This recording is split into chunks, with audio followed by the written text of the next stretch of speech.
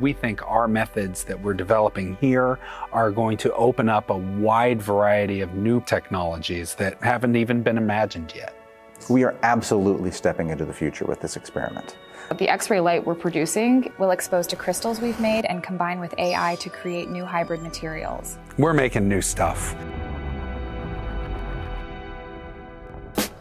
What this machine does is it takes a beam of electrons and it accelerates it very close to the speed of light. We shoot a jet of crystals in front of the X-ray beam, right?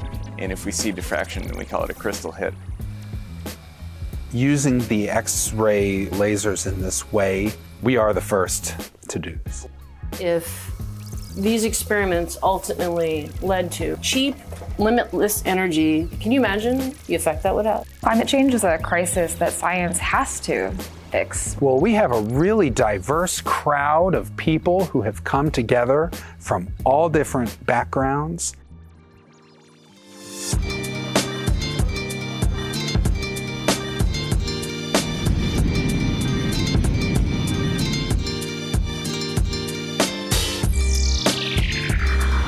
We're going to Japan to do a big, crazy experiment.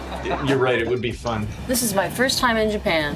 It's beautiful. Top of the hill, that's the guest house. So this is the accelerator facility. It's a huge ring, huge circle. This place is sometimes called a synchrotron complex. The laser we'll be using is called an XFEL. This is where we'll be living for the next few days. We were awarded 60 hours of beam time. There's no breaks. The clock starts, photons are available, and we have to get as much work done as possible.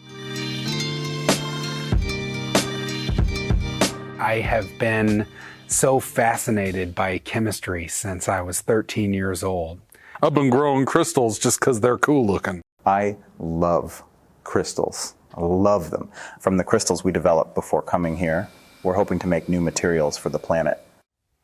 We have a lot of problems, don't we? We've got social problems, we've got industrial problems, we have disasters and catastrophes that we have to resolve. I think science is very powerful because it gives us new tools to address those problems. Oh, we both flew into Tokyo. We took every mode of transportation to get here. This is the first time I've been out of the country. I've barely traveled at all. Joining Dr. Holman's team has been wild because usually a grad student doesn't get experience like this. So the fact that we just joined and within months he's like, all right, get on a plane. It's very much a sink or a swim kind of situation. So far, we're all still swimming.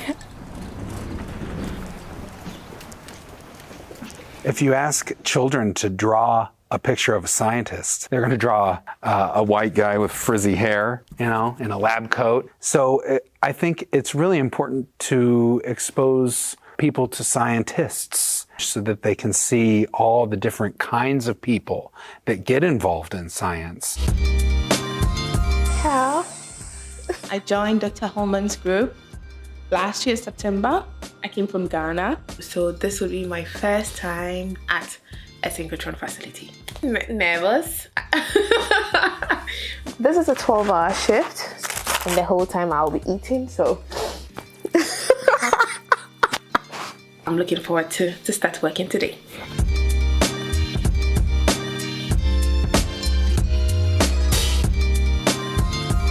When you're talking about a facility where the time is worth tens of thousands of dollars per hour, one does not want to waste that very limited time when it is available. All right, folks, welcome to SACLA 2022. We are getting pretty close to 24 hours until beam on. So, you are wondering what happens at an XFEL? Well, when turned on, a jet of liquid containing crystals is blasted through the test facility, creating intense beams of X-ray light. These are some of the brightest lights on the planet. Isn't that right, Dr. Shinomoto? Yes, that is right. Sometimes the X-rays hit the crystals, sometimes they don't. When they do, we call it a crystal hit. The scientists take lots of photographs of the beam hitting the crystals. 30 per second to be exact. By compiling thousands of these photographs and analyzing them, scientists can figure out where exactly the atoms are in the crystal. This helps them understand what the new materials they've created can do. We call this solving the crystal structure. By mastering this process, scientists hope to create new, efficient materials for all manner of purposes, from cancer treatments to solving the energy crisis. We've had experiments that failed completely, where we went days and we got nothing. My name is Elise. I just need to get the crystals into the beam. There's a lot of activity that is happening continuously, and problems are arising all the time. We think there's something wrong with the pump that we're trying to use. So if we can't get this flowing, the whole experiment's in jeopardy. And there's always a tension, because when that beam drops, you don't know when it's going to come back on. So I like to call myself a plumber because what I do is I have to get the crystals into the beam with liquid jets. I think it needs to prime, right? Because the liquid's not flowing. It could come back on in 30 seconds or 30 minutes. And we've been trying to fix this for a couple of hours now. Everyone's getting pretty tired and pretty frustrated. All right, I'm sorry. I'm really tired. Not much real exciting new stuff is going to happen tonight. What I expect to happen in reality is Elise is going to show up. She's going to be like, what the have you done to my beam line? She'll get it all straightened out, and then we'll get going again. Where are we up to at the minute? I have no idea. It's a bit more dire than typical. When the beam comes back on, you can start your experiment again. You don't get any time back. Masha probably knows more than I do about the current situation. The current situation of nothing's working. Helpless. There's nothing you could do to fix anything right now. So. Shift structure at SACLA is probably the most challenging one that we've worked with, even for graduate students who are known to pull all-nighters and work really hard. It's a long shift. 8 hours or 10 hours. We'll take a nap, and I'll go back there in the afternoon. See. What to expect is different people will be panicked at different times. It's taking a lot longer than the usual. You got a jet! Oh! Beam on. There we go. Look at that. It's glorious. What a relief. As long as we have jet, we got crystals. The sample now is 3-hydroxy-thiophenol. I call them the marshmallow samples because they look like marshmallows here. It is working. I say that kind of prematurely. The actual win will happen after Dan is able to solve the structure, which he should be able to do, hopefully, in the next 24 hours. It's not so simple as, okay, we have hits, end of story.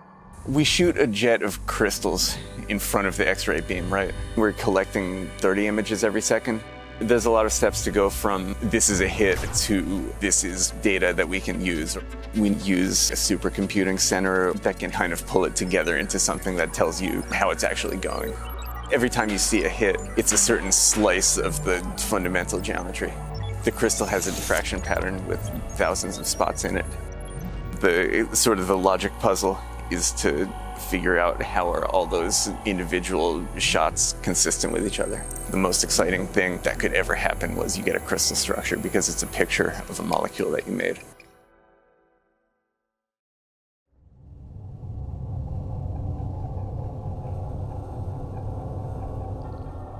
It's always nice to kind of get out. It's kind of neat to see different things. It's not the lab.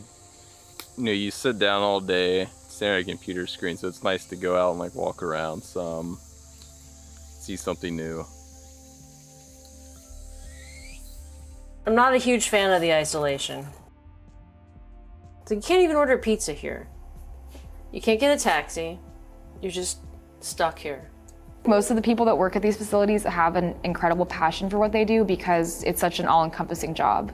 This is kind of like a marathon. Everybody is staying up all night, kind of really pushing their limits, and everybody is passing the torch. It's like they've just run their own personal marathon. Science is incredibly collaborative.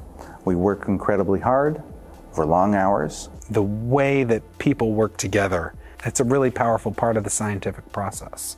Our program is for 3 groups of people. The first group is chemistry. Let's develop a panel of new materials that we don't know anything about. The second group, my group, we're collecting millions of images. And the third group is regarding artificial intelligence. How does AI fit into all of that? It's basically interpreting the data for you. Speeding up the ability to do this could actually be a game changer. It took us 10 years to get the structure of thyrene. Our graduate students are making crystals in 2 weeks. Getting its structure is now shortened by years. If these experiments ultimately led to cheap, limitless energy, can you imagine, the effect that would have? The scope of the applications of these materials is limitless. Could be anything related to carbon sequestration, which is pulling carbon dioxide out of the air. If we want to send a probe into space, how do we make a microprocessor that can handle space cold?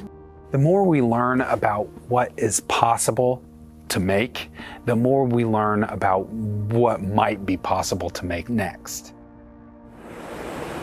Come on, buddy. It knows how bad we want it. Yeah, it's not stable. Frustrating. I wanted to become a beamline scientist because I think chemistry is really cool, but I'm more interested in helping chemists see the things that they make. Look at that, teamwork. Okay, we good? Thanks for teamwork. Let's see if we see some hits. Masha, it's solid. We're about to be in business, girl. Wham! Yeah, those are the hits. Finally, they're happening fast enough for you to see something. Look at all those. It's actually going really well.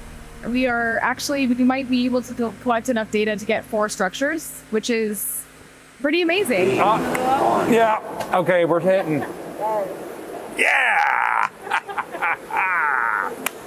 Yeah, this is the goal. Yeah. If we can collect enough data for 2 more samples, then it's a really big deal. It's pioneering work. It's a new way of doing science. We were up a little late last night. Pizza is coming tonight. It's got to be an hour away. We were rolling, everything was working perfectly, the instrument was behaving, the samples were behaving, and we just got beautiful diffraction all night long. We were kind of having a laugh about it because this sort of happens at beam times. You get 3 shifts of misery, things kind of start coming together, and then at the end, everybody is just rocking it. As we get better, we can solve more structures faster. This is the good stuff. This is why we're here. So finally, 3rd shift, we got it. We don't usually get a big payoff moment in science. We're really kind of blessed to produce a result like this. Go back to Michelangelo. The people working in the scientific community are just regular people. If the scientific community is unwilling to talk to your average person about science and not use jargon, then it's kind of impossible to make them see that we're just normal people. You go, girl. We have an insatiable appetite for finding answers to problems that surround us. We want to make life better, not just for ourselves, but for everybody around us. There's no end to the amount of exploration that we have left to do.